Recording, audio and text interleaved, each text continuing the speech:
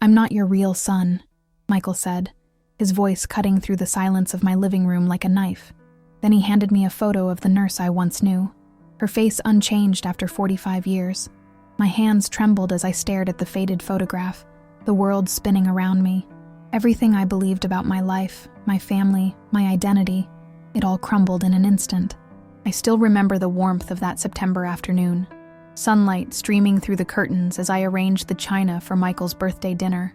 He was turning 50, my beautiful, successful son who'd overcome so much. The son I had raised alone after Frank died. The son who'd made my life worth living when everything else had fallen apart. I'd baked his favorite apple pie, the cinnamon and nutmeg filling the house with memories of all the birthdays that had come before. When the doorbell rang, I expected to see Michael's wife and children. Instead, he stood alone on the porch, his face ashen, clutching a manila envelope. There was something different about him, something in his eyes I'd never seen before. Fear, uncertainty, anger. I invited him in, tried to hug him, but he stepped back, rigid and distant. "Mom," he said, then stopped himself. "Eleanor." The way he said my name sent a chill down my spine. No one called me Eleanor anymore. Just Mom, Grandma, or Mrs. Patterson to the neighbors. "Michael, what's wrong? Where's Diane and the kids?" I asked, my voice already quivering. Something terrible had happened. I could feel it. He didn't answer right away. Instead, he paced my living room, the same living room where I'd taught him to walk, where I'd bandaged his scraped knees, where I'd consoled him through his first heartbreak. He stopped at the mantel, staring at our family photos, his graduation, his wedding, the day his first child was born. "I did one of those DNA tests," he finally said. "You know, the ancestry ones. Diane got me a kit for Christmas. I was curious about Dad's side of the family." He turned to face me, his expression hollow. "The results came back last week. Nothing made sense." I felt my heart begin to race. The pie in the oven suddenly smelled sickening. "What do you mean?" I asked. But deep down, some part of me already knew. Some buried part of me had been waiting for this moment for 50 years. According to the test, I'm not related to the Pattersons. Not to any of them. And when I dug deeper, his voice cracked. "I'm not your biological son either." The room swayed. I reached for the back of the sofa to steady myself. "That's ridiculous," I said. "Those tests make mistakes. I carried you for 9 months. I have the stretch marks to prove it." But Michael wasn't listening. He opened the envelope and pulled out a stack of papers. Birth certificates, hospital records, newspaper clippings, along with the photograph that would change everything. "I've spent the past week investigating," he said, his lawyer's mind having pieced together what I had desperately tried to bury. "And I found this." That's when he handed me the photo of Nurse Winters, the woman who had been there the night of the fire, the woman who had handed me a baby boy when mine was gone, the woman who had whispered, "No one will ever know." But now someone did know. My son, the child I had raised, loved, protected, stared at me with a stranger's eyes, waiting for me to explain away the unexplainable. "Tell me this isn't true," he demanded, his voice rising. "Tell me I'm your son." I opened my mouth to lie, to continue the lie I'd lived for 5 decades, but no words came out. Instead, tears spilled down my cheeks as the carefully constructed walls of my life came crashing down. The timer for the apple pie went off in the kitchen, its cheerful ding a mockery of the celebration that would never happen. Michael's birthday, the day he was born, the day I became a mother. Or did I? "Michael," I finally whispered, my voice barely audible. "Please sit down. There's something I need to tell you about the night you were born, about the hospital fire in Bedford, about what happened after. My name is Eleanor Patterson, and for 73 years I've lived in the small town of Bedford, Connecticut, the same town where I was born, where I married my high school sweetheart Frank, and where I raised our son Michael. My life has been ordinary in most ways. A small colonial house with blue shutters, 38 years teaching 2nd grade at Bedford Elementary, Sunday services at First Presbyterian, the kind of life that doesn't draw attention. I've always preferred it that way, invisible, unremarkable. When you're hiding something, it's better not to be noticed. My days now follow a predictable routine. I wake at 6, make my coffee strong with just a splash of cream, water the African violets on the windowsill, and complete the daily crossword. Tuesdays, I volunteer at the library. Thursdays, I have lunch with the other retired teachers. Sundays are for church, and then dinner with Michael's family. At least they were, until 3 weeks ago when he handed me that photograph. Since that day, my phone has remained silent. The text messages I've sent have gone unanswered. The casserole I left on his porch was still there the next day, collecting frost. My grandchildren, or the children I've always considered my grandchildren, haven't burst through my door demanding cookies and stories. The silence is deafening.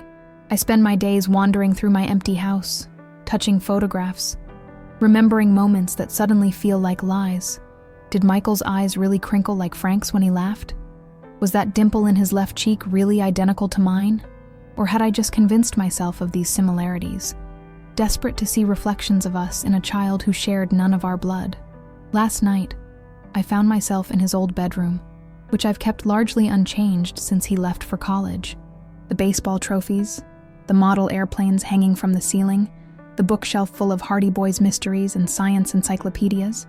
I sat on his bed, running my hands over the blue and gray quilt I'd made for his 13th birthday, and I wept until there were no tears left. How do you explain to someone that a lie told for love is different from other lies? That sometimes deception can be an act of protection, of desperate devotion? I've kept one secret for 50 years, guarded it with everything I had. I never told Frank, never told my parents before they passed, never whispered it even in the privacy of prayer. The truth was a luxury I couldn't afford, not when it threatened the family I'd cobbled together from the ashes of tragedy. But secrets have a way of surfacing, like bodies in a flood, and now the truth has risen, bloated and grotesque, to destroy the life I built. Before the confrontation with Michael, I was content in my routines, in the gentle decline of old age. My arthritis was getting worse, but the pills Dr. Sampson prescribed kept the pain manageable. My eyesight was failing. I needed stronger reading glasses every year. Gray hair, wrinkled skin, aching joints. These things didn't bother me, because they were earned through a life of love and sacrifice. I was proud of what I'd accomplished. A widow at 27, I'd raised Michael alone, working 2 jobs sometimes to ensure he had every opportunity. I'd put him through college and law school, celebrated when he made partner at his firm in Hartford, cried at his wedding to Diane, and held each of his 3 children moments after they were born. "You're an amazing mother," people would tell me. "Raising him alone all those years. He's a credit to you." And I would smile, acceptance warm in my chest. I was a good mother. I knew I was. I'd earned that title, even if the path to it was paved with deceit. On my bedside table sits the last Mother's Day card Michael gave me, just 5 months ago.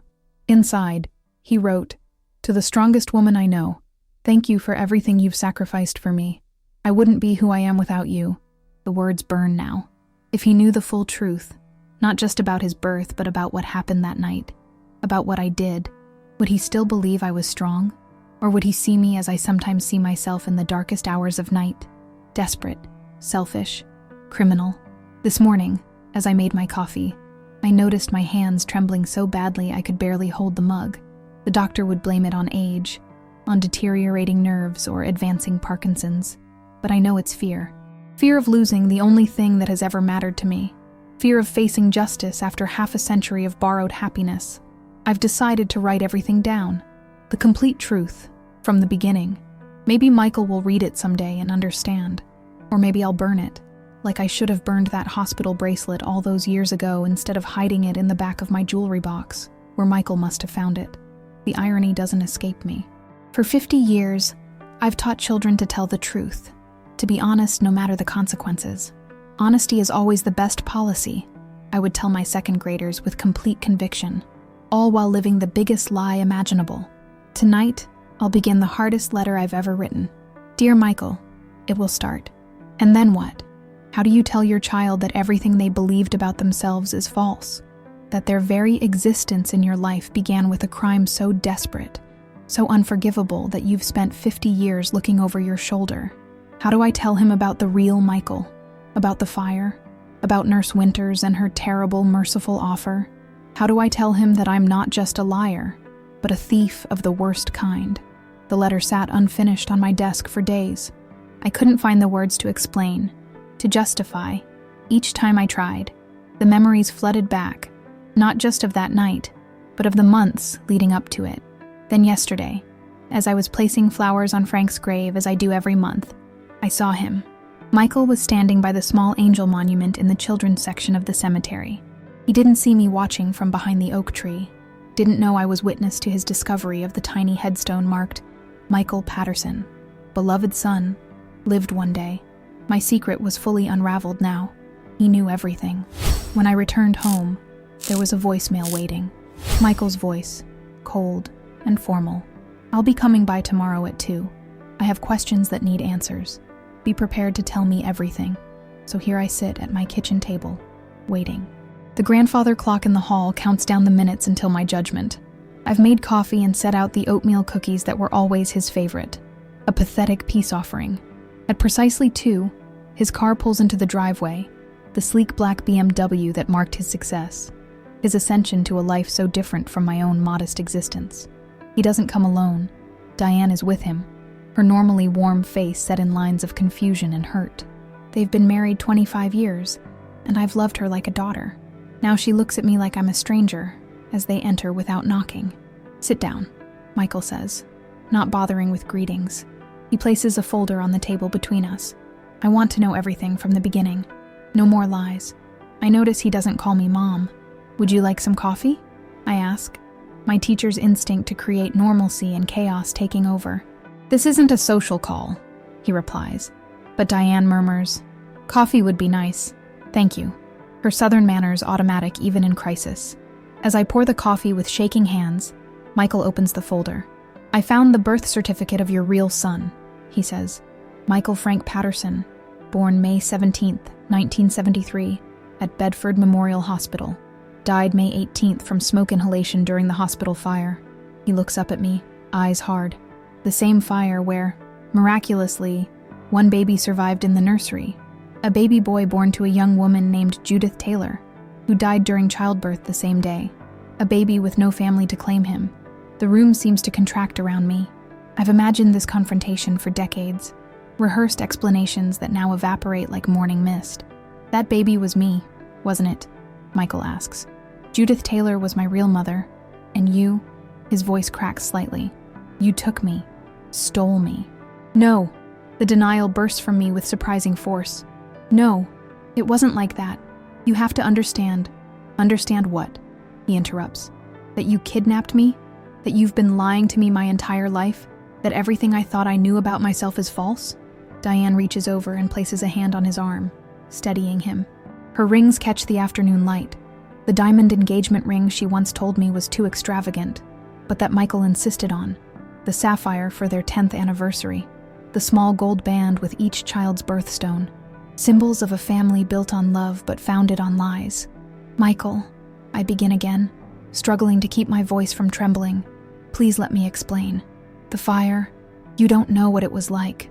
The confusion, the smoke, the screaming. Then tell me, he says. Tell me everything. I deserve to know who I am. I take a deep breath. This is the moment I've dreaded for 50 years. The confession I never thought I'd make. Frank and I tried for 7 years to have a child. I start, my voice barely above a whisper. 3 miscarriages, 2 stillbirths. The doctors finally said it was my last chance. I was already 35, considered old for pregnancy back then. When I finally carried to term, it was a miracle. We were so happy, so ready. I pause, the memory of that happiness like a physical pain. The delivery was difficult. They had to perform an emergency C-section, but he was perfect. Our little Michael, 7 pounds, 2 ounces. Frank's chin, my eyes, or so we thought. Michael shifts in his chair, impatient with my reminiscence, but Diane squeezes his hand, urging patience. The hospital was keeping him in the nursery overnight for observation, standard procedure after a difficult birth. I was recovering from surgery in my room. Frank had gone home to shower and change. Then the alarms went off. My voice falters as I remember the chaos, the smoke filling the corridor, the nurses rushing to evacuate patients. They got me out, but the fire spread so quickly to the nursery wing. By the time the firefighters controlled the blaze, 3 babies were dead, including my Michael. Tears streamed down my face now, unchecked. Not the performative tears of someone seeking sympathy, but the raw grief that I've suppressed for half a century. I was hysterical, sedated. When I woke up, Nurse Winters was there. She'd been with me through my whole pregnancy, through all the losses before. She told me there was one baby who survived, a baby boy born to a young woman who died in childbirth, a baby with no one to claim him. Michael stares at me, his lawyer's mind piecing together the narrative. And she suggested you take this baby, me, and pretend I was yours. He finishes flatly. I nod, unable to speak through my tears. But that's fraud, he continues, his voice rising. That's identity theft. You falsified records, claimed a child that wasn't yours. You were going to be sent to the state orphanage. I cry out. Judith had no family, no one to claim you. I had just lost my baby. You had just lost your mother. Don't you see? It seemed like fate. Fate? Michael stands abruptly, his chair scraping against the linoleum. You made a decision that affected my entire life without any right to do so. I had relatives, people who could have raised me, people I've never known. This surprises me. What relatives? Nurse Winters said there was no one. A bitter laugh escapes him. Well, she lied too. I found my biological father. He never even knew I existed. Judith never told him she was pregnant before she left town. He's been living in Seattle all these years, thinking she just disappeared from his life. He has other children. I have half-siblings I've never met. The revelation hits me like a physical blow. All these years I'd comforted myself with the belief that I'd saved Michael from a life in institutions, that I was his only chance at family. But there had been another path, another life possible for him. A father who might have claimed him, loved him, raised him to know his true heritage. I'm sorry, I whisper, though the words are hopelessly inadequate. I didn't know. No, you didn't bother to find out, he retorts, because it was easier to take what you wanted, easier to build your perfect little family on a foundation of lies. Diane, who has been silent throughout, finally speaks. What about Frank? Did he know? I shake my head. Frank was devastated by our baby's death. When I brought you home, Michael, he never questioned it. Maybe he suspected something wasn't right, but he never said anything. He loved you so completely. I look pleadingly at my son, the child of my heart, if not my body. We both did. Love based on a lie isn't love, Michael says coldly. It's possession, control. His words cut deeper than any knife could reach. After everything, the midnight feedings, the chicken pox, the college tuition scraped together from my teacher's salary after Frank died, the countless sacrifices large and small, to hear him reduce it all to possession is unbearable. That's not fair, I say, finding my voice. Everything I did out of love for you. No, he counters, gathering his papers. You did it for yourself, because you couldn't bear to face your loss, because you wanted a child so badly, you were willing to steal someone else's. As he and Diane move toward the door, he turns back for one final blow. I'm meeting my biological father next week, my real father. I've already taken a DNA test confirming our relationship. I need time to process all this, to figure out who I really am. Michael, please, I beg, following them. Don't shut me out. You're still my son. He pauses at the door, his expression a mixture of anger and pity that breaks what's left of my heart. No, Eleanor, he says. I'm Judith Taylor's son, and Robert Campbell's son.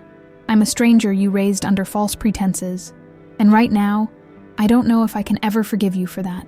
The door closes behind them with devastating finality, leaving me alone with the ruins of the life I thought I'd built. The sleepless nights began to blur together after Michael left. In the quiet darkness, memories flooded back, not the manufactured ones I'd created to support my deception, but real moments that defined our relationship. The genuine love that grew despite the lie at its foundation. I remember the first time I held him in my arms after bringing him home from the hospital. His tiny fist curled around my finger with surprising strength. Frank hovering nervously, afraid this fragile happiness might shatter like our previous attempts at parenthood. He's perfect, Frank had whispered, tears in his eyes. Our miracle. The guilt had nearly choked me then, but when that newborn gazed up with unfocused eyes, something fierce and protective ignited in my chest. In that moment, he became mine in every way that mattered. When Michael was 3, he contracted pneumonia so severe the doctors feared for his life. For 7 days and nights, I never left his hospital bedside. I sponged his burning forehead, counted each labored breath, and bargained with God in desperate whispers. "Take me instead," I'd pleaded. "Just let him live." On the 8th day, his fever broke. The doctor called it a medical miracle. I called it love, the kind that transcends blood and biology, that wills life into failing lungs. I never told Michael about those terrifying days. Perhaps I should have. Perhaps he should know how completely I surrendered myself to his survival. When Frank died suddenly of a heart attack, Michael was only 5, too young to fully comprehend death, but old enough to feel the seismic shift in our little family. The morning after the funeral, I found him in our closet, wrapped in Frank's old flannel shirt, sobbing quietly. "I miss Daddy," he'd whimpered as I gathered him into my arms. "I know, sweetheart," I'd whispered back, my own grief momentarily set aside to comfort him. "But we still have each other. We'll always have each other." Had those words been a promise or another lie? The financial struggles after Frank's death were constant but hidden. I sold my wedding ring to pay for Michael's braces, worked summers at the diner to afford the science camp he desperately wanted to attend, kept the house cold in winter, wrapping us both in blankets while reading bedtime stories by flashlight to save on electricity. Not once did I let him feel the weight of our precarious finances. Children shouldn't carry adult burdens, I believed. So I smiled through the creditor calls, celebrated birthdays with homemade gifts, and stretched ground beef with breadcrumbs to make it last the week. When Michael won a partial scholarship to Yale, the pride nearly burst my chest, but it wasn't enough to cover all expenses. Without telling him, I took a second mortgage on the house and picked up evening shifts at the library. My colleagues thought I was saving for retirement. In reality, every extra dollar went into an envelope marked Michael's future. The sacrifices weren't a hardship. They were investments in the brilliant, compassionate man I knew he would become. And he did. The first time he argued a case before the state Supreme Court, I sat in the back row of the courtroom, watching my shy little boy transformed into a commanding presence. His logical mind, his persuasive eloquence, his unwavering ethical compass, these were qualities I'd nurtured but could never take credit for. They were his alone, perhaps inherited from biological parents he never knew.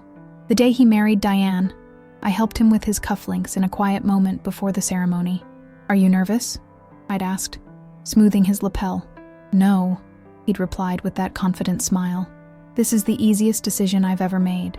She's a wonderful woman." "I got lucky," he'd said, then added softly, "like Dad did with you." The comparison to Frank and me had brought unexpected tears. He'd hugged me then, this tall, accomplished man who still smelled faintly of the baby powder I'd dusted on his skin years ago. "I wouldn't be here without you, Mom," he'd whispered. "Everything good in me came from you." If only he knew how those words haunted me now. When his first child was born, Emma, with her rosebud mouth and serious eyes, Michael had placed her in my arms with reverent care. "Meet your grandmother," he'd said to the swaddled bundle. Then to me, "Any wisdom to share?" I'd looked down at Emma, then back at my son. "Love is what makes a family," I'd said, "not anything else." Had some part of me been confessing even then? Through the years of soccer games and school plays, through chickenpox and college applications, through heartbreaks and triumphs, I had been there, constant, unwavering, not because of obligation, but because loving Michael was as natural as breathing. One summer when he was 9, we took a road trip to the Grand Canyon. Money was tight, so we camped instead of staying in motels, cooking beans over a portable stove and sleeping under the stars. The night we arrived at the canyon rim, Michael had been awestruck by the vastness stretching before us. "It's so big it makes me feel tiny," he'd whispered. "But important," I'd added.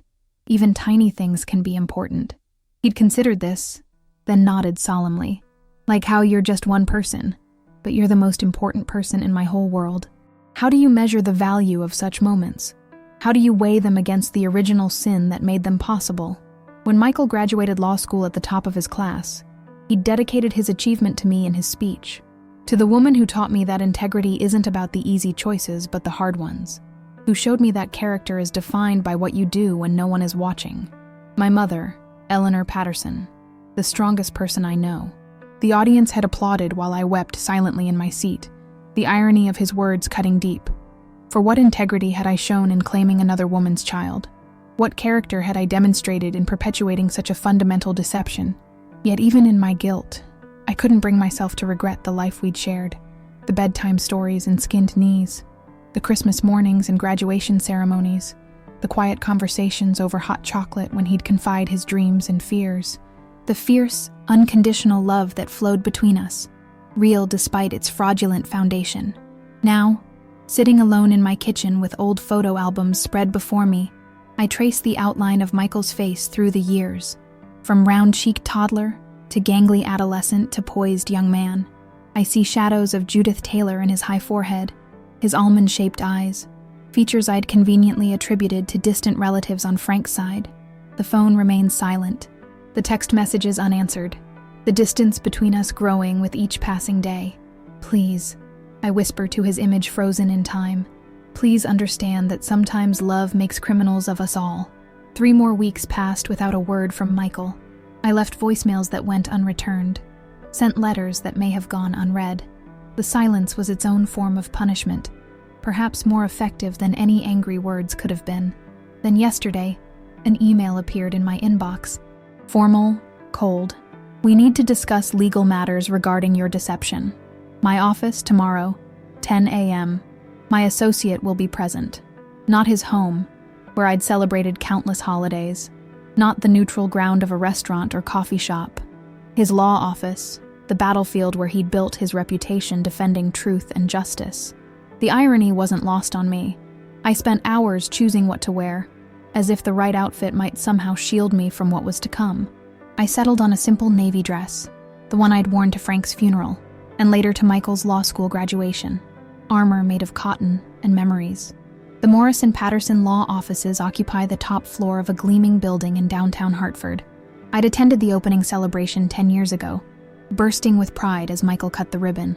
Today, I felt like an intruder as I gave my name to the receptionist, whose eyes flickered with recognition and something else.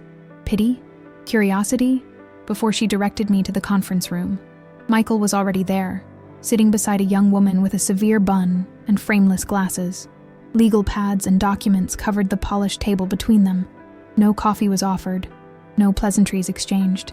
"This is Ms. Abernathy, my associate," Michael said without rising. "She's here to document our conversation." I nodded to the young woman, who regarded me with clinical detachment. "Mrs. Patterson," she acknowledged, pen poised over her legal pad. "I've consulted with several colleagues about your situation," Michael began, his voice eerily professional.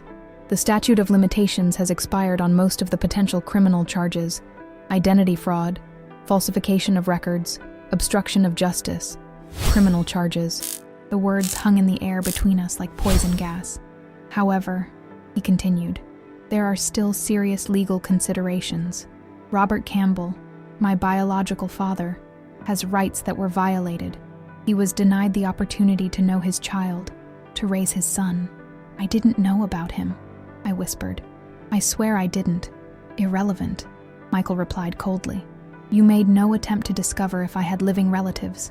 Your actions were selfish and illegal, regardless of your intentions." Ms. Abernathy's pen scratched across her pad, documenting my humiliation for posterity. "Robert is considering his options," Michael continued. "He may pursue a civil case against Bedford Memorial Hospital for negligence, and against you personally for intentional interference with parental rights." The room tilted slightly. I gripped the arms of my chair to steady myself. "He's suing me? After 50 years? "He's exploring his options," Michael corrected. "As am I." "What does that mean?" I asked, my voice barely audible. Michael's professional facade cracked slightly, revealing the hurt beneath. "It means I don't know who I am anymore, Eleanor. My birth certificate is a lie. My name isn't even mine. Michael Patterson died in that fire. I visited his grave.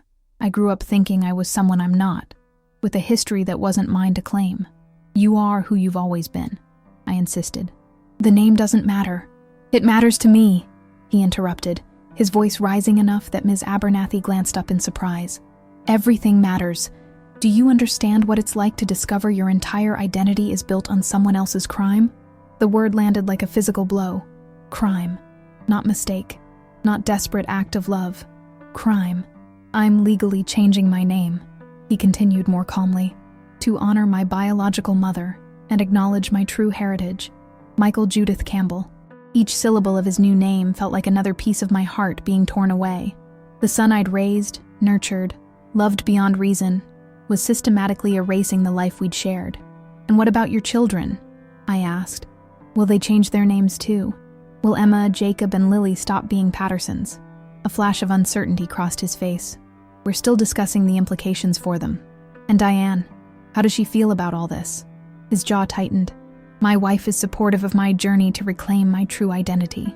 The carefully chosen words told me everything. Diane was struggling with this too. The sudden transformation of her husband into someone with a different name, different history, different family. "There's more," Michael said, sliding a document across the table.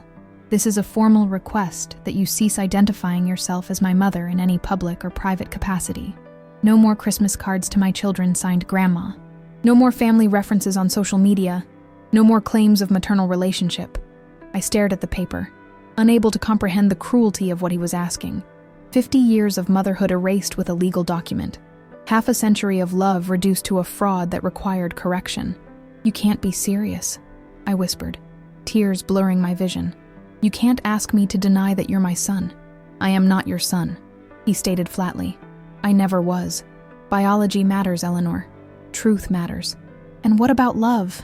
I cried, my voice breaking. "Does that count for nothing? The nights I walked the floor with you when you were teething? The school lunches I packed every day for 12 years? The 3 jobs I worked to put you through college after your father, after Frank died?" Michael's expression hardened. "Frank wasn't my father either. My father is a 73-year-old retired engineer in Seattle who spent decades wondering what happened to the woman he loved, who never knew I existed until 2 months ago. And yet he's willing to sue an elderly widow for a mistake made in the depths of grief 50 years ago," I noted bitterly.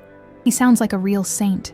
Don't you dare criticize him," Michael snapped, color rising in his cheeks. "He's the victim here. He lost his child just as surely as you lost yours in that fire. The difference is that your loss was tragic but natural. His loss was engineered by you." The accusation hung in the air between us, damning and irrefutable. "What do you want from me, Michael?" I asked finally, exhaustion washing over me. "An apology? My life savings as compensation? What will make this right for you?" He looked away, and for a moment I caught a glimpse of the vulnerable boy beneath the angry man. "Nothing makes it right. Nothing can give me back the 50 years of authentic identity you stole." Ms. Abernathy cleared her throat delicately. "Perhaps we should take a brief recess," she suggested, clearly uncomfortable with the raw emotion in the room. "No," Michael said sharply. "I want to finish this." He pulled another document from his briefcase, this one thicker than the first. "This is a complete accounting of my biological family's medical history, which you deprived me of knowing. Judith's family had a history of early-onset Alzheimer's. Robert's family has a history of heart disease and diabetes. Information that might have allowed me to make different lifestyle choices, to seek preventative care. Each revelation was another knife in my heart. In my desperation to make him mine, had I unknowingly endangered him? I'm sorry," I whispered, the words pathetically inadequate. "Sorry doesn't change the fact that I'm at high risk for conditions I knew nothing about," he replied coldly. "Sorry doesn't restore the relationships with biological relatives I never knew I had. Sorry doesn't give me back my actual heritage, Scottish and Lebanese, not the German-English mix I was raised believing." He pushed back from the table abruptly. "This meeting is just a courtesy to inform you of the legal proceedings that will follow. Robert and I are considering a joint suit against the hospital for enabling your fraud. Your testimony about Nurse Winters will be required." "She was trying to help," I said weakly. "She saw how devastated I was.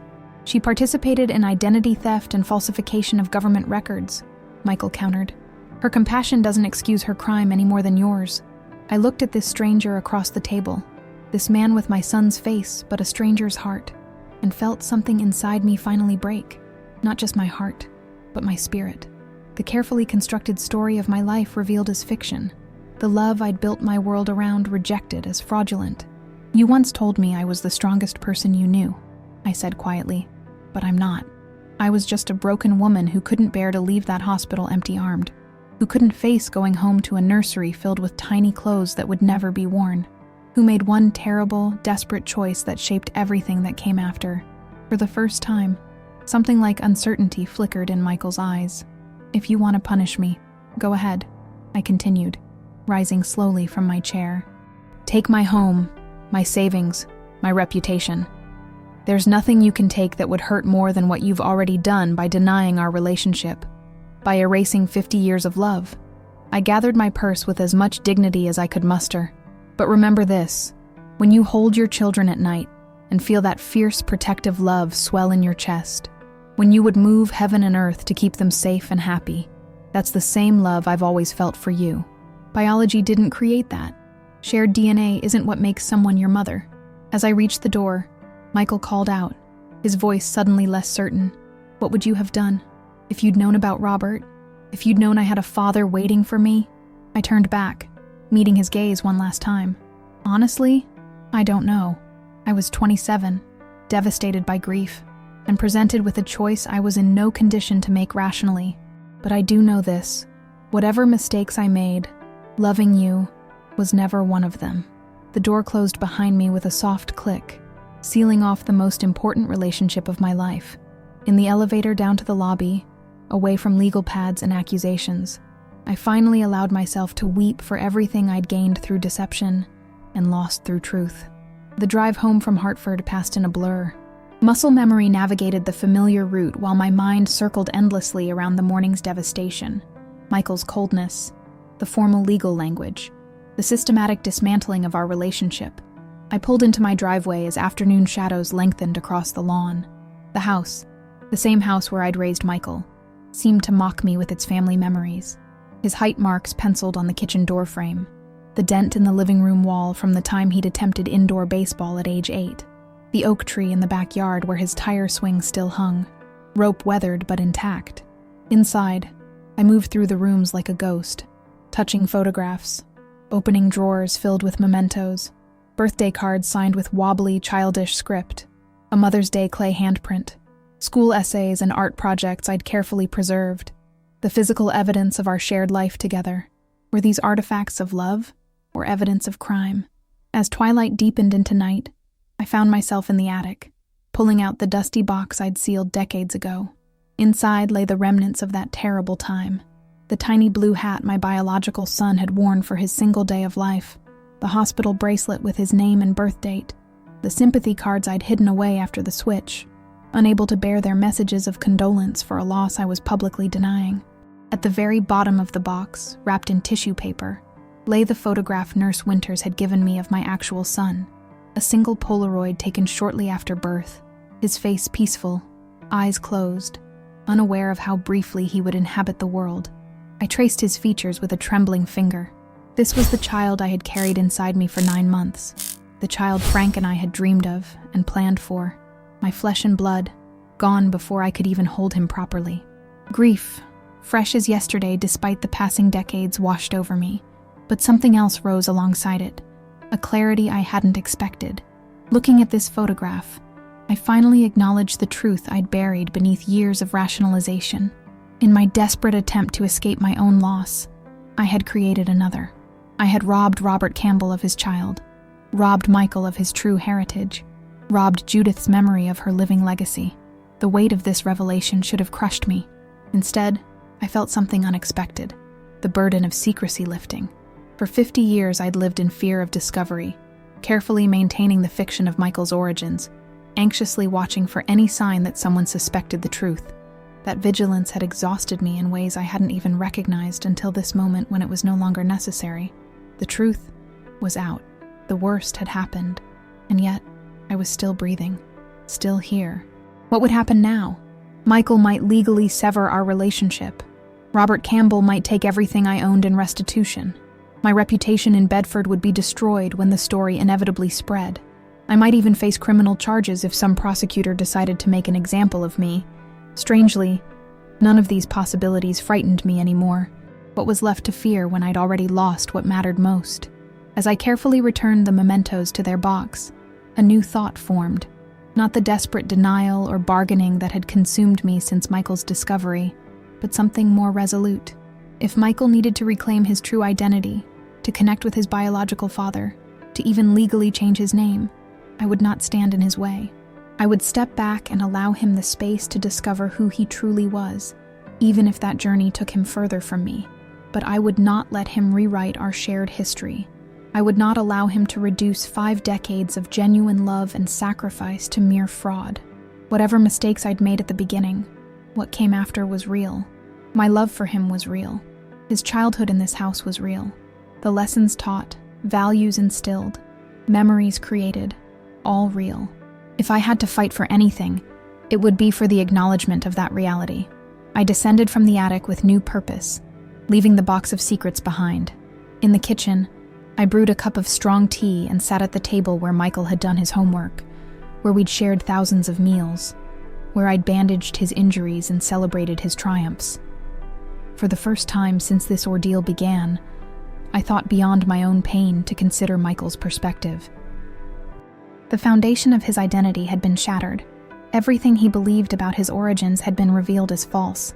His anger was natural, even justified. He needed time to integrate this new reality, to reconstruct his sense of self, but he also needed truth, not just about his biological parents, but about the woman who had raised him. I reached for pen and paper, not to beg forgiveness or plead for reconciliation, but to offer him the complete, unvarnished story. Not just the tragic night of the hospital fire, but everything that came before and after.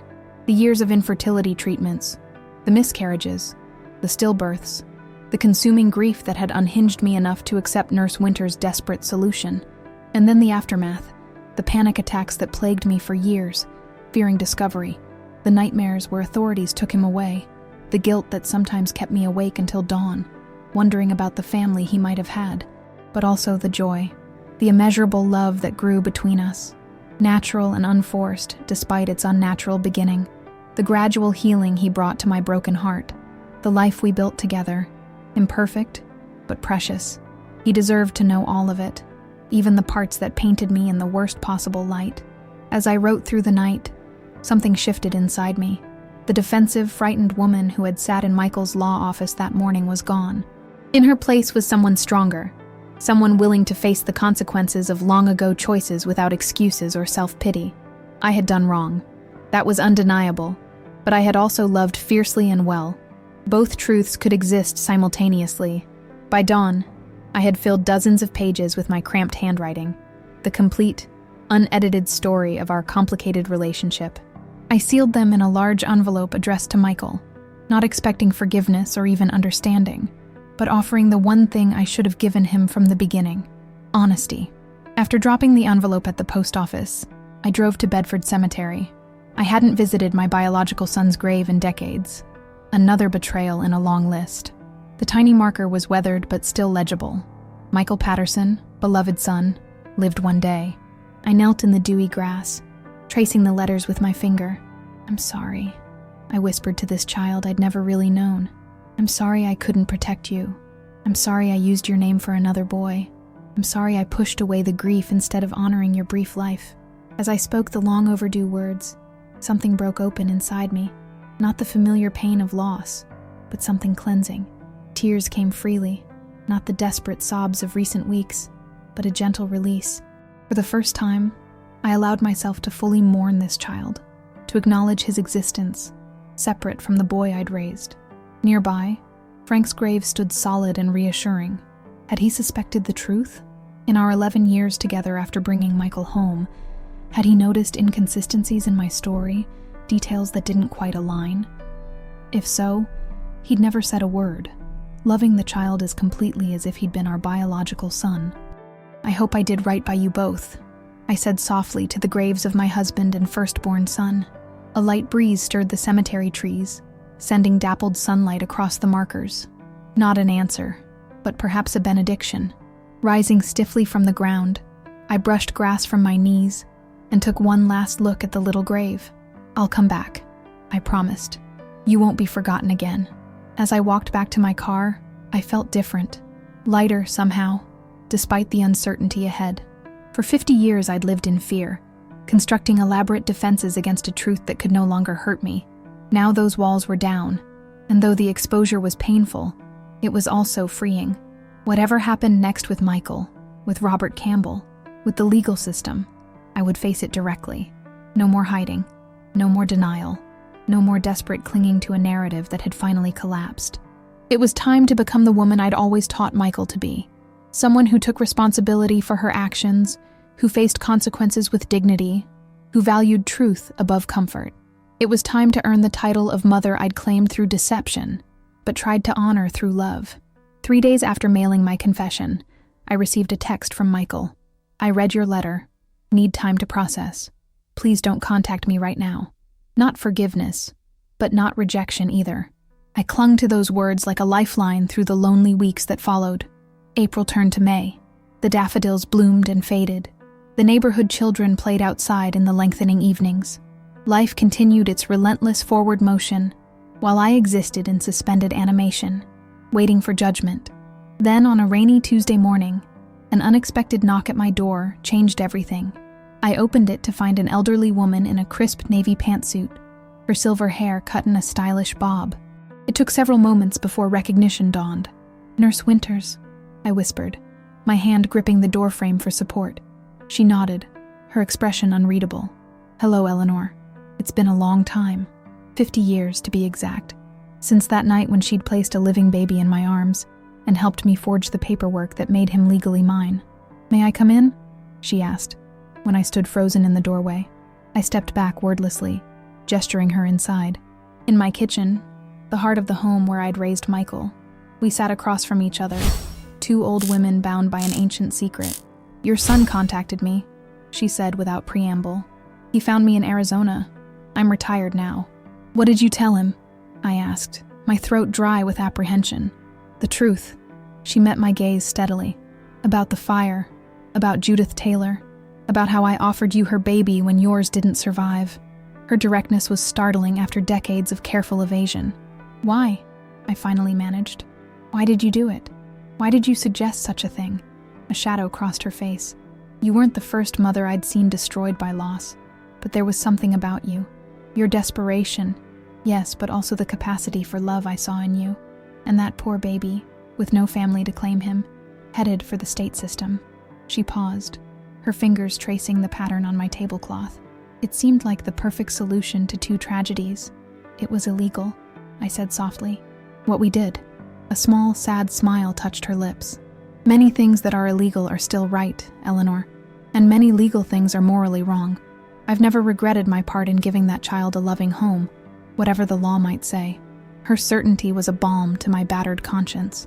For the first time since Michael's discovery, I felt understood. Here was someone who knew exactly what had happened, who had participated in the deception, and who still believed we'd done the right thing under impossible circumstances. "There's more," Nurse Winters said, reaching into her handbag. "Something I never told you back then. Something your son, Michael, needs to know." She withdrew a yellowed envelope, handling it with the reverence usually reserved for sacred objects. After Judith Taylor died in childbirth, we followed protocol by searching her personal effects for next of kin information. She had very little with her. She was barely 18, had run away from home when her family rejected her pregnancy. But she did have this. She slid the envelope across the table. Inside was a handwritten letter, the ink faded, but still legible. "To whom it may concern," it began. "If you're reading this, something has gone wrong with my delivery. My name is Judith Ann Taylor, and I'm giving birth to a baby boy at Bedford Memorial Hospital on May 17, 1973. If I don't survive, please know that I want my son to be adopted by a loving family. His father doesn't know about the pregnancy and wouldn't want the responsibility. My own parents have disowned me. Please find my baby a home where he will be cherished, where his origins won't matter as much as the love surrounding him." My hands trembled as I read Judith's words. This young woman I'd never met, whose child I'd raised as my own, whose last wish had, unknowingly, been fulfilled by my desperate act. "Why didn't you tell me about this?" I asked Nurse Winters, unable to keep the accusation from my voice. "All these years, I've lived with the guilt of stealing someone else's child. Would it have made a difference?" She countered gently. "Would it have erased the irregularity of what we did? The falsified records? The lies?" She was right, of course. The letter didn't change the illegality of our actions, but it changed everything else. "Michael needs to see this," I said.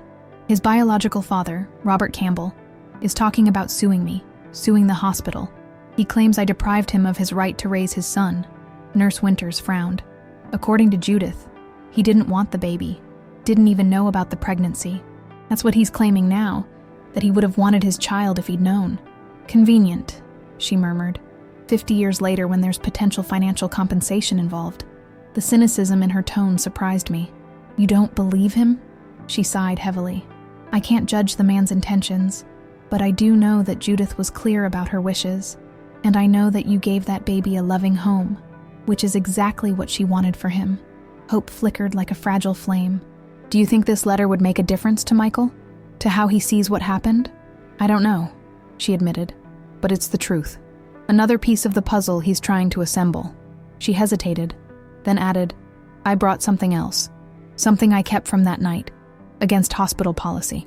From her bag, she withdrew a small notebook with a faded blue cover. Judith's journal. She wrote in it throughout her pregnancy. Her hopes for her child, her fears, her reasons for running away. I thought someday the baby might want to know about his mother, who she was, what she dreamed for him. I took the journal with trembling hands, opening it to a random page. Judith's handwriting was rounded, almost childlike. May 2nd, 1973, I read. 15 days until my due date. I felt him hiccup today. Such a strange sensation, like tiny bubbles popping inside me. I told him a story about a brave knight who rescued a village. I hope he grows up to be brave and kind. I hope his life is full of adventure and love. Tears blurred my vision. This was Michael's mother, his real mother, speaking to him from almost 5 decades in the past. Her voice, her dreams for him preserved in these pages. I need to get these to Michael, I said, closing the journal carefully. Nurse Winters nodded. That's why I brought them to you. It's time for the complete truth to come out. As I walked her to the door, a thought occurred to me. Did Michael ask you to come here? To show me these things? She paused, her expression softening. No, he doesn't know I've contacted you. But when we spoke, I could see he's struggling. Angry with you, yes, but also confused. Questioning everything he thought he knew about himself. And you thought this might help him make peace with his origins. With his origins, she agreed. And perhaps, eventually, with you. After she left, I sat for hours with Judith's journal and letter, reading her words, getting to know this young woman who had given life to the boy I raised. Her courage, her intelligence, her humor shone through her writings. In some entries, she addressed her unborn child directly, telling him she loved him, that she wanted the best for him, that she hoped whoever raised him would cherish him as she would have, given the chance.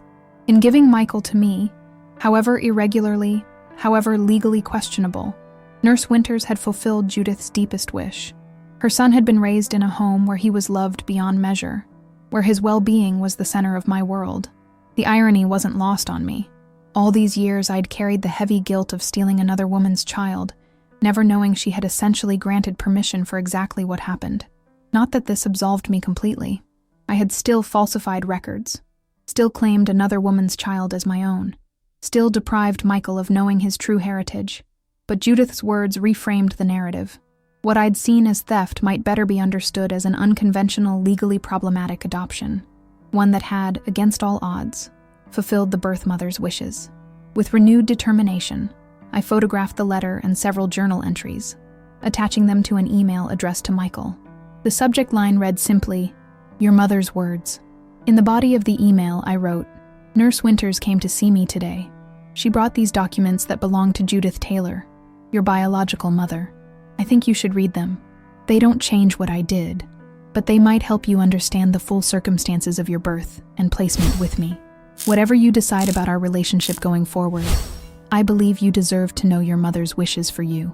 I hesitated before adding, "She wanted you to be loved, Michael. Above all else, she wanted that for you. And whatever my failings, whatever legal and ethical lines I crossed, I can say with complete honesty that I fulfilled that one crucial wish. I loved you, love you still, with everything I am." Before I could reconsider, I pressed send. Then, with a care bordering on reverence, I gathered Judith's journal and letter, placing them in a beautiful wooden box Frank had carved years ago. Michael might never want to see me again, might legally sever all ties, might even pursue charges against me, but these precious insights into his biological mother, these belonged to him. I would safeguard them until he was ready. For the first time since this ordeal began, I felt something like peace, not because I expected forgiveness or reconciliation, but because the complete truth was finally emerging from decades of shadow. Whatever happened next, it would be built on honesty, not deception. As evening fell, I sat on my porch swing, watching the neighborhood settle into twilight.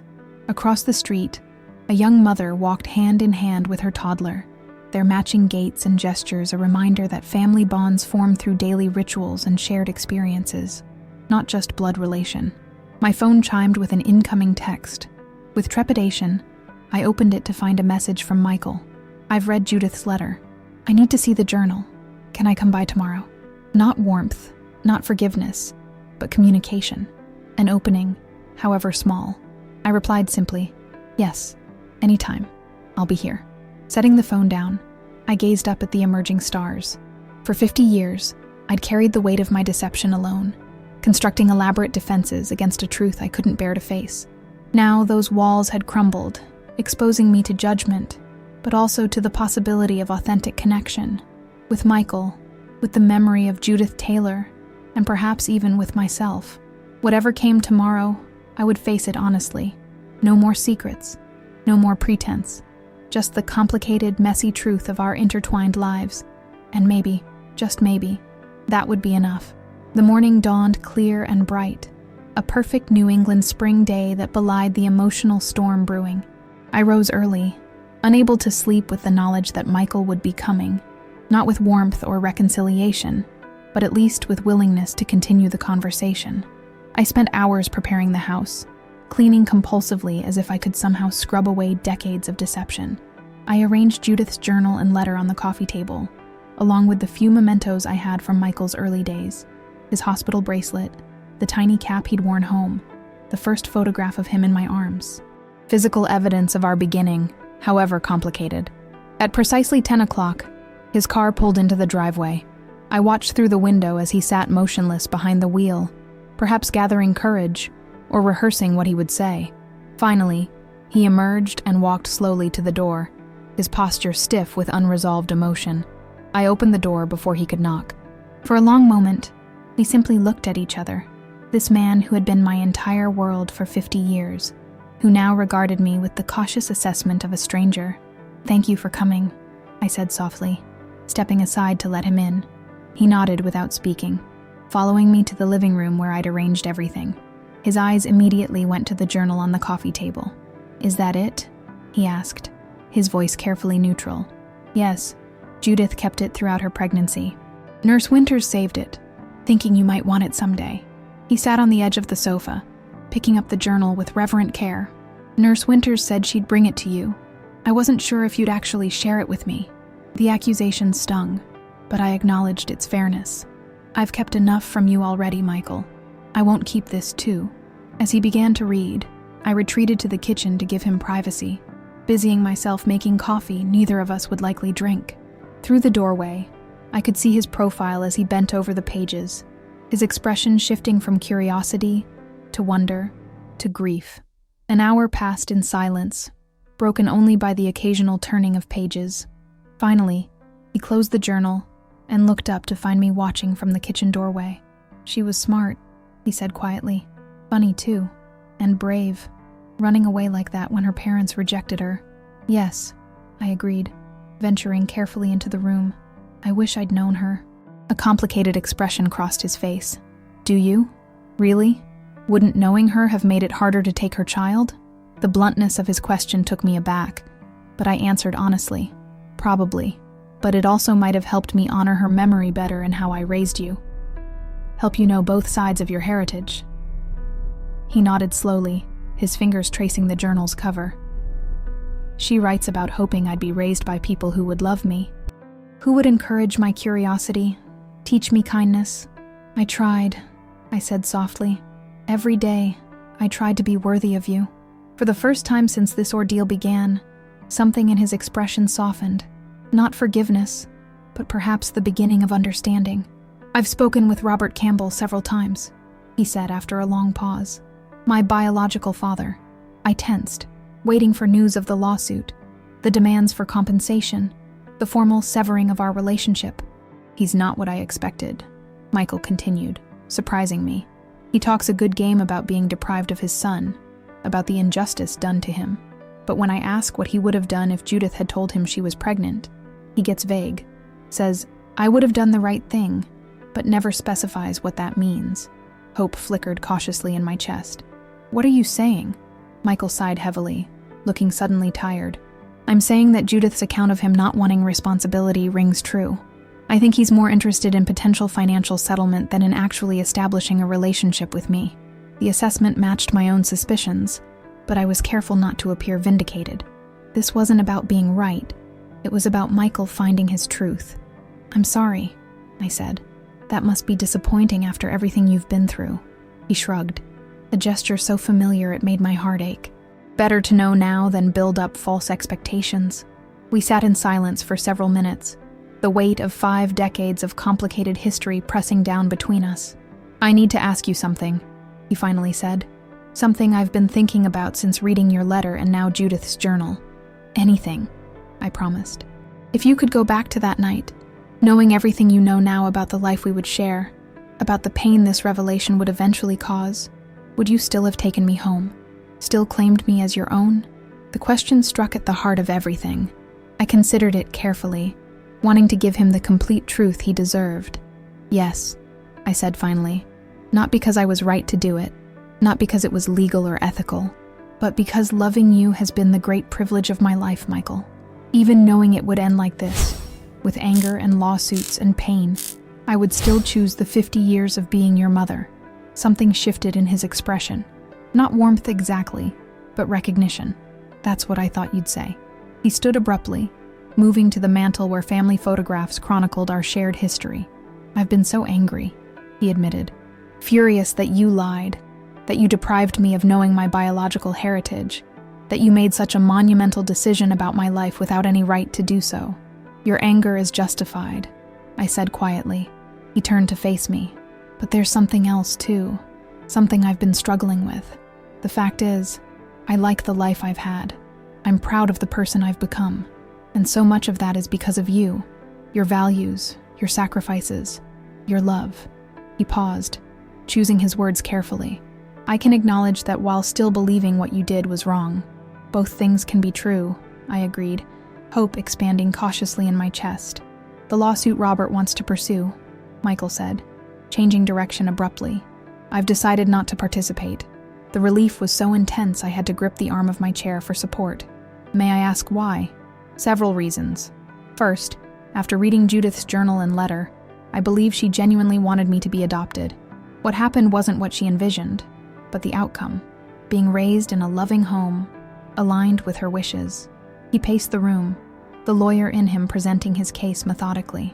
"Second, the statute of limitations has long expired on any criminal aspects.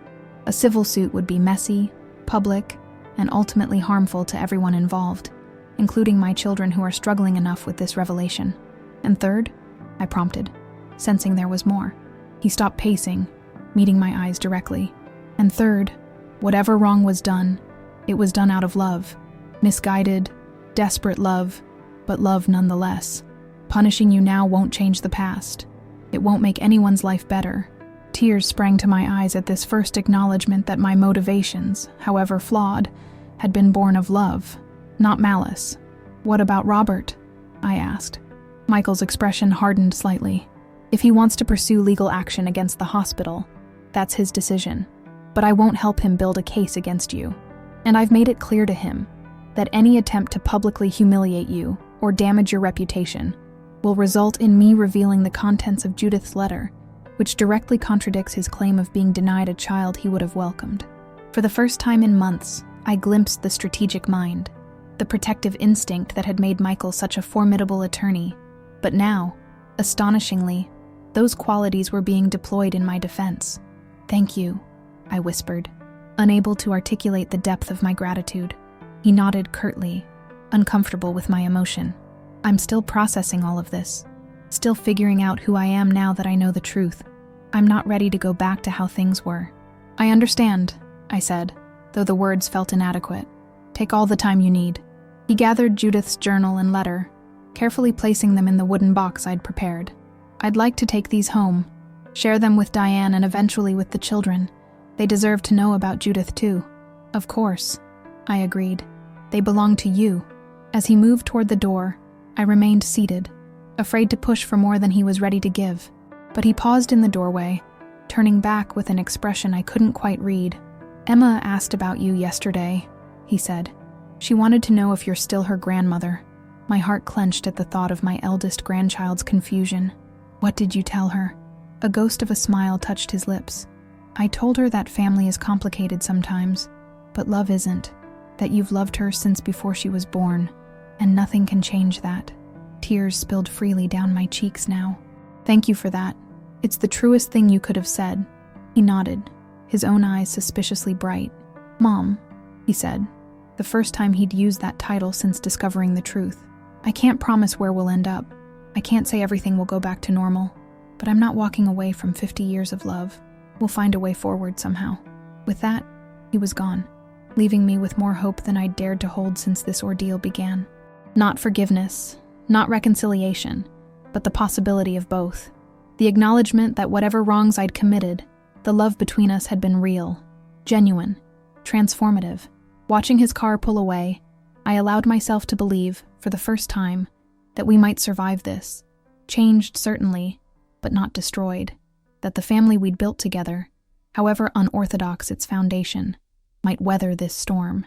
I spent the afternoon in my garden, hands in the soil, planting the perennials that would return year after year, an act of faith in the future, an investment in continuity. As the sun warmed my back and birdsong filled the air, I felt the first stirrings of peace, not because everything was resolved, but because truth, however painful, had finally replaced deception. Whatever came next, we would face it honestly, together or apart, but without the shadow of secrets between us. 2 weeks passed with cautious communication, brief texts, one carefully neutral phone call about a practical matter. Not the warm relationship we'd shared before, but communication nonetheless. A bridge, however fragile, extending across the chasm between us. Then, on a Tuesday afternoon, my doorbell rang.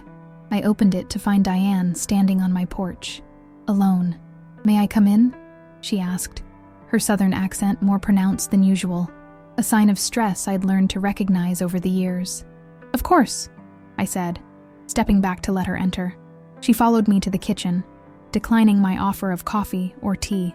We sat across from each other at the table where her family had gathered for countless Sunday dinners over the years.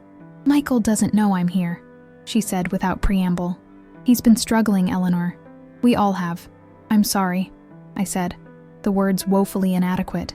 "The last thing I ever wanted was to cause pain to any of you." She nodded, absently twisting her wedding ring. "I believe that.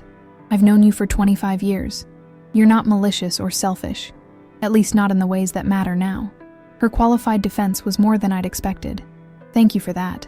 It means a lot. The children miss you," she continued, "especially Emma. She doesn't understand why everything changed so suddenly."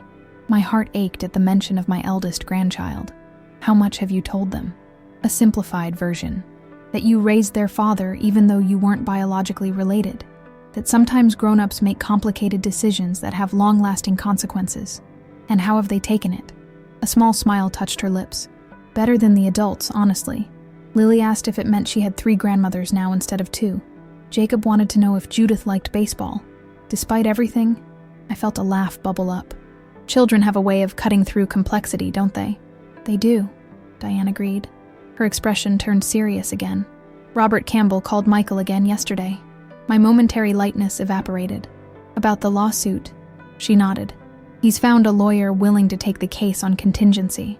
They're talking about a press conference to announce the filing." Cold dread washed over me. "A press conference? Why?" "For maximum pressure. Public opinion, media attention. Robert thinks it will force a quick settlement. From me? I'm a retired school teacher. I don't have the kind of money he's probably imagining. From the hospital, primarily. But yes, from you too. Whatever you have." She hesitated, then added, "He's planning to position himself as the grieving father, denied his son for 50 years by a calculating woman who stole his child." The characterization was so at odds with the desperate, grief-stricken young widow I'd been that it made me physically ill. And Michael? What does he say about this? Diane's expression softened with compassion. That's why I'm here, Eleanor. Michael is furious with Robert.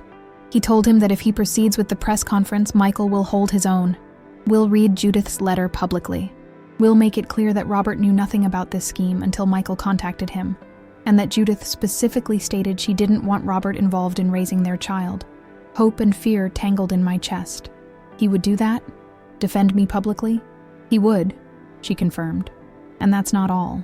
He told Robert that while he's still processing his complicated feelings about what you did, he won't allow you to be portrayed as some kind of child-stealing villain. He said, she paused, seeming to choose her words carefully. He said that whatever legal or ethical lines you crossed, you gave him a life filled with love and opportunity, that the outcome, if not the means, was what Judith wanted for her son. Tears sprang to my eyes at this unexpected defense. I don't know what to say. You don't need to say anything to me, Diane replied. But Robert is coming to town tomorrow. He wants to meet with you, Michael, and his lawyer at Michael's office. To negotiate a settlement? I asked, anxiety mounting. Supposedly, but Michael thinks it's really to size you up, to see if you'll make a sympathetic defendant or if public opinion would side against you. She met my eyes directly.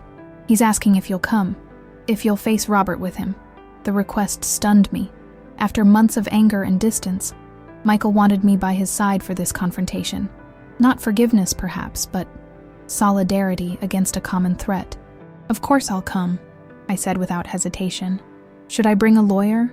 Diane's smile held a hint of her usual warmth. Michael says he'll be your lawyer for this meeting.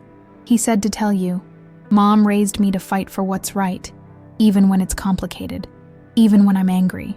The use of Mom, the acknowledgement of our relationship despite everything, nearly undid me. I took a moment to compose myself before asking, what time tomorrow? 2:00. Michael's office. She rose to leave but paused at the door. Eleanor? For what it's worth, I think Michael is starting to understand that two things can be true simultaneously. What you did was wrong, and you were a wonderful mother to him. After she left, I sat for a long time at my kitchen table, trying to prepare myself for tomorrow's confrontation. What would I say to Robert Campbell, this stranger who shared biology with the son I'd raised? What could I possibly say to justify my actions to a man who claimed I'd stolen his child? The truth, I decided finally. After 50 years of deception, only the unvarnished truth would serve. The next day, I dressed with the same care I'd taken for Michael's law school graduation. A simple navy suit, pearl earrings Frank had given me for our 10th anniversary, sensible pumps, armor for battle, though this confrontation would be fought with words, not weapons. Michael's secretary showed me directly to the conference room where 3 people waited. Michael in his impeccable charcoal suit, a sharp-featured woman I assumed was Robert's lawyer, and a tall, silver-haired man who could only be Robert Campbell himself. As I entered, Robert stood, his eyes locked on my face with an intensity that was almost physical. Looking at him, I could see shadows of Michael, the same high forehead, the same set of the jaw, biology made visible. Mrs. Patterson, the lawyer began formally. Thank you for... Please, Robert interrupted, still staring at me. Let me speak directly. He took a step toward me, emotion raw on his face. You're the woman who took my son. The accusation hung in the air between us. Michael tensed beside me, but I placed a gentle hand on his arm. No, I said quietly but firmly. I'm the woman who raised Judith Taylor's son after she died giving birth to him. The same woman who kept the hospital bracelet, the birth record, and enough evidence that he was eventually able to find you. Robert's expression hardened. Without your interference, I would have raised my own child. Would you? I challenged, finding strength I didn't know I possessed. According to Judith's journal and letter, she never told you she was pregnant. She specifically stated she didn't want you involved. She was 18 and scared, he countered. She didn't know what I would have done. And what would you have done, Mr. Campbell? Michael interjected, his lawyer's precision evident. If Judith had told you she was pregnant, what exactly would you have done? Robert shifted uncomfortably. I would have done the right thing. Which is, Michael pressed. Supported her. Helped with the baby. Marriage? Michael asked. I don't know. Maybe. Eventually. Financial support. Of course. Full custody if she died in childbirth as she did. Robert hesitated just a fraction too long. Yes, he was my son. Michael leaned forward, his expression skeptical. "Yet in 50 years, you never looked for Judith, never tried to find out what happened to her, or the child she might have been carrying." "I didn't know she was pregnant," Robert protested. "But you knew she existed," Michael countered. "You knew she disappeared from your life suddenly. By your own admission, you made no effort to locate her, to ensure she was safe and well."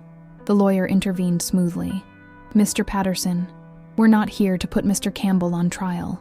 We're here to discuss the harm done to him by your mother's actions and the hospital's negligence." "No," I said, finding my voice again. "We're here because Mr. Campbell sees an opportunity for financial gain by claiming parental rights he never exercised, never sought, and, according to Judith, never would have wanted." Robert's face flushed with anger. "You have no right to speak for Judith. You didn't know her." "Neither did you, it seems," I replied quietly. "Not really. Not enough to go looking when she vanished from your life." Michael placed a document on the table, a copy of Judith's letter. "My biological mother left explicit instructions about what she wanted for her child if she died. She wanted me adopted by a loving family because, in her words, my own parents have disowned me, and the baby's father doesn't know about the pregnancy and wouldn't want the responsibility."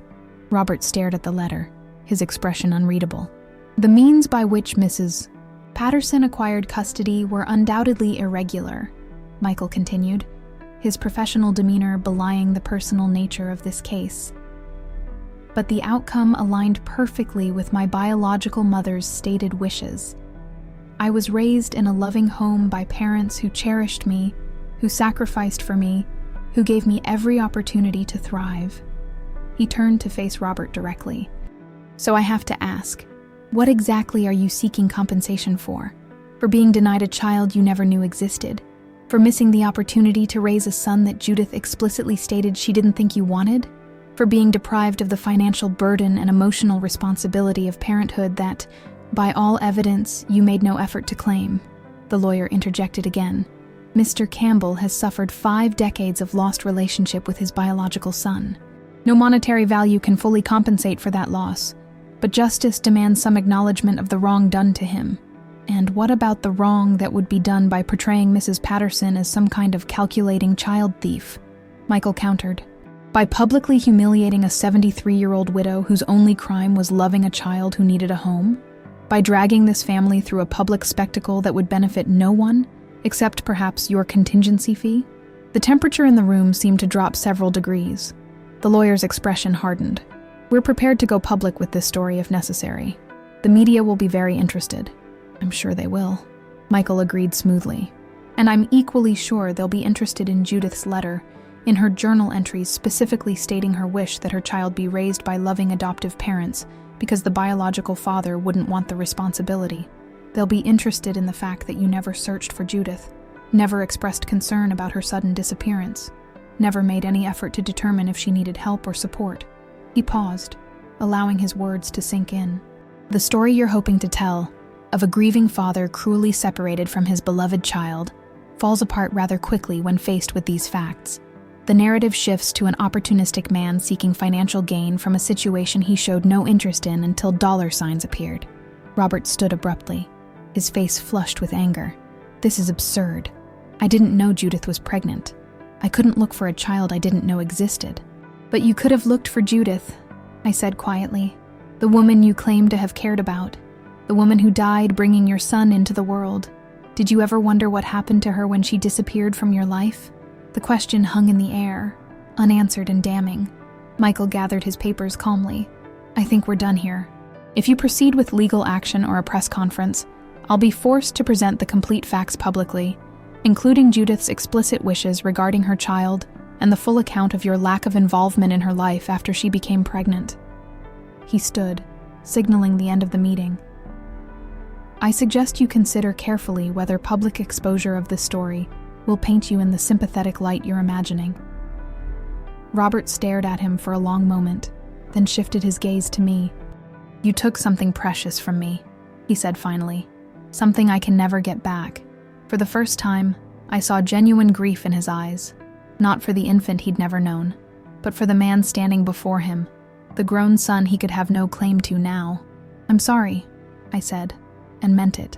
for whatever happiness you might have found in raising him, in knowing him as he grew. But I'm not sorry for giving him a home where he was cherished, for fulfilling Judith's wish that her child be raised with love. As Robert and his lawyer departed, Michael and I remained in the conference room, the tension of the confrontation still vibrating in the air between us. "Thank you," I said finally, "for defending me, for being willing to tell the truth even though you're still angry with me." He sighed heavily, suddenly looking tired. "I am still angry. What you did was wrong, legally and ethically, but letting Robert portray you as some kind of villain would be an even greater injustice." He met my eyes directly.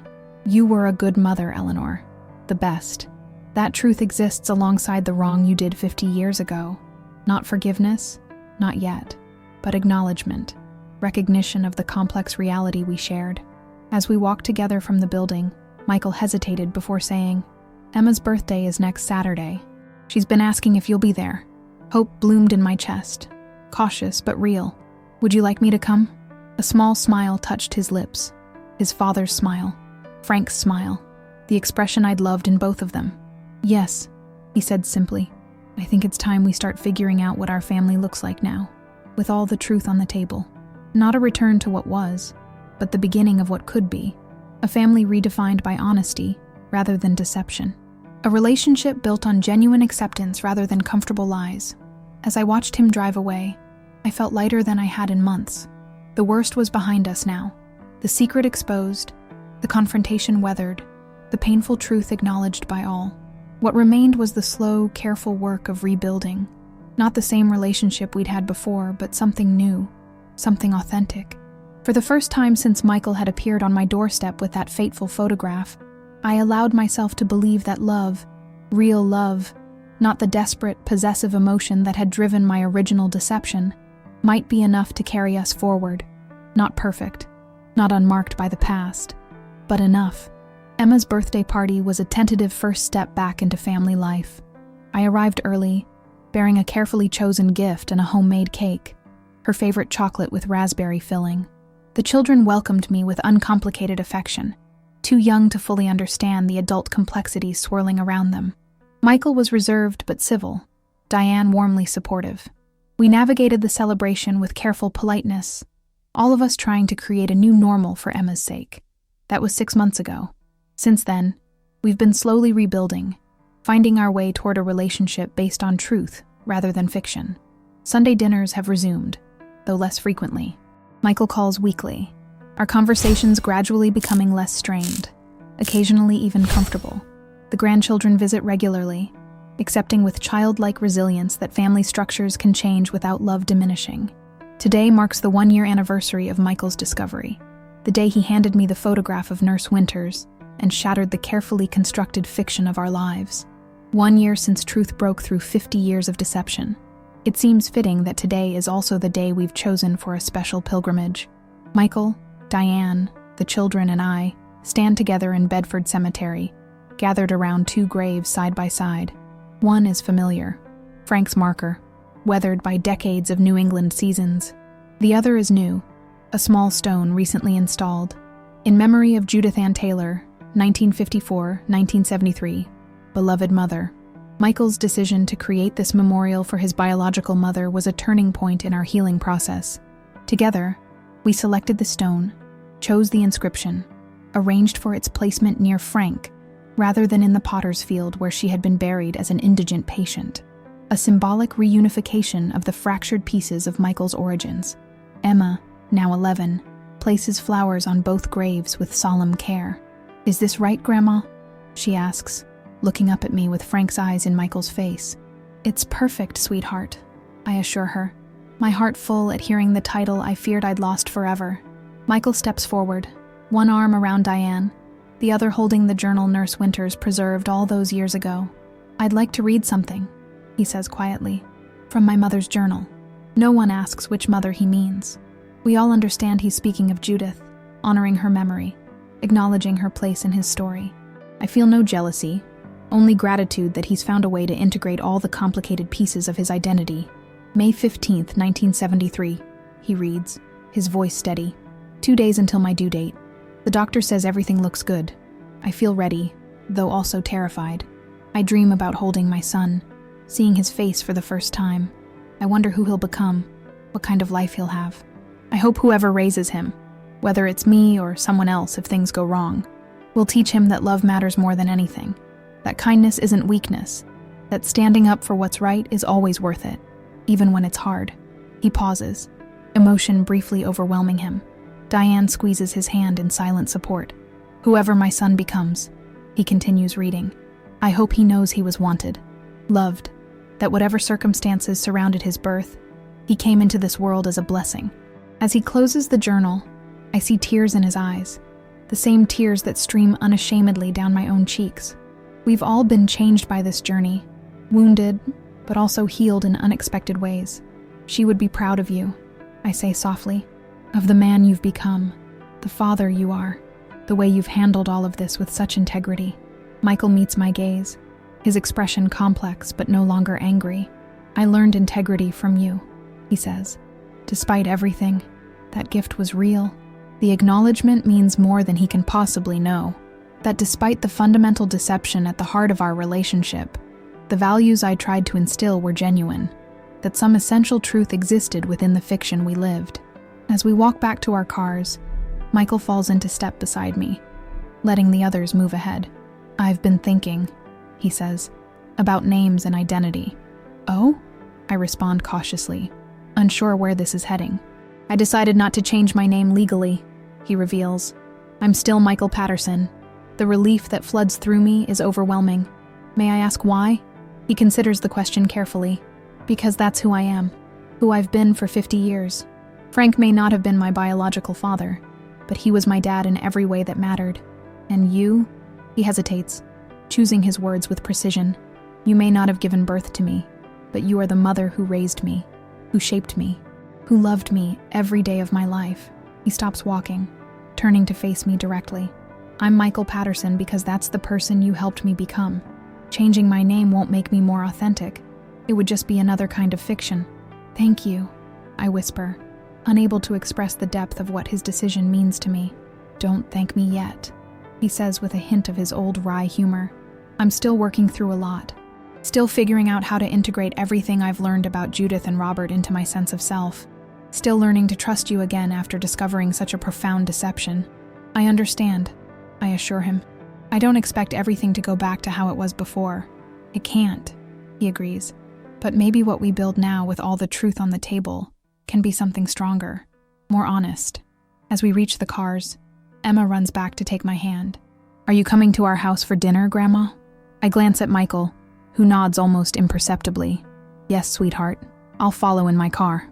The drive to Michael and Diane's home is familiar, a route I've traveled hundreds of times over the years for birthdays, holidays, ordinary Sunday dinners. But today it feels different. A journey not back to what was, but forward to what might be. Later, as we gather around their dining table, I look at the faces surrounding me.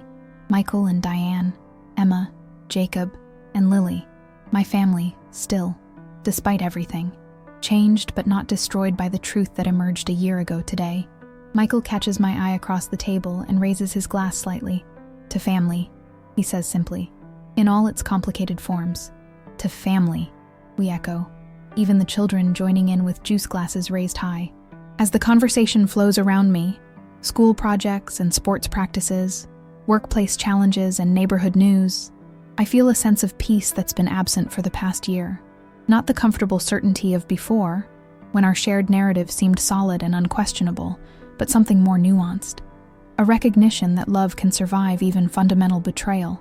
That truth, however painful, creates space for authentic connection. I think about the young woman I was 50 years ago, desperate with grief, making a decision that would shape 5 decades of life to follow. I can see her more clearly now, neither villain nor saint, but simply human, flawed, broken by loss, grasping at a chance for happiness in the midst of tragedy. I think about Judith Taylor, whose brave choice to continue her pregnancy, despite family rejection, gave life to the man sitting across from me, whose journal entries reveal a wisdom beyond her 18 years, a mother's love that transcended even her own death. I think about Frank, who either never suspected the truth or chose to embrace the fiction that made us a family, who loved Michael completely, instilling values and creating memories that still shape him today. And I think about Michael himself, this remarkable person who emerged from such complicated beginnings, who faced the shattering of his foundational understanding of self with courage and integrity, who found a way to honor all the pieces of his identity without rejecting any of them. As dinner concludes and we move to the living room for coffee and dessert, Michael sits beside me on the sofa, a small gesture of closeness that speaks volumes about the distance we've traveled in the past year. "I've been thinking about forgiveness," he says quietly, his voice pitched for my ears alone, while the children chatter with Diane across the room about what it means to truly forgive something so fundamental. I hold my breath, not daring to hope for what might follow. "I'm not there yet," he admits. "Not completely, but I'm working on it, because I've realized something important in this past year." "What's that?" I ask. "That the lie you told about my origins doesn't negate the truth of how you raised me. That the mother who taught me honesty and integrity is still the same person, even though she kept this secret. That humans are complicated, capable of both terrible mistakes and extraordinary love." He takes my hand, the first time he's initiated such contact since that fateful day a year ago. "I'm still your son, Mom. Not by birth, but by 5 decades of life shared. By choice. By love that survived even this." The word, Mom, holds more meaning now than it ever has before. Not a title assumed through deception, but one earned through years of genuine care, acknowledged despite the painful truth we now share. "And I'm still your mother," I respond softly. "Not because of any legal right or biological connection, but because I have loved you every day since I first held you in my arms. That at least was never a lie." As we sit together in the gentle evening light, surrounded by the family we've created despite our complicated beginnings, I understand that some bonds transcend conventional definitions. That family can be both chosen and given, both biological and constructed, both flawed and precious.